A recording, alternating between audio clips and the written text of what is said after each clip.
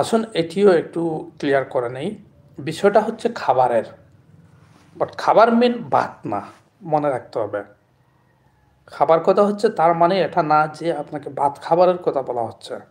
খাবার মেন খাবার, খাবার মানেই হচ্ছে খাবার, যে কোনো কিছু হতে পারে। আপনি দুপুর 2টায় খাবার খান, সো আপনি দুপুর 2টার সময় ভাত খেতে পারেন। হাতের কাছে ভাত না থাকলে আপনি একটি আপেল খেতে পারেন, তাও না থাকলে একটু কলা খেতে পারেন, তাও না থাকলে 2 পিস বিস্কিট খেতে পারেন, তাও না থাকলে 1 পিস আপনি পাউরুটি খেতে পারেন। দ্যাটস মিন হচ্ছে যে কোনো কিছু, অ্যাটলিস্ট যদি কিছুই না থাকে তাও একটু পানি পান করুন।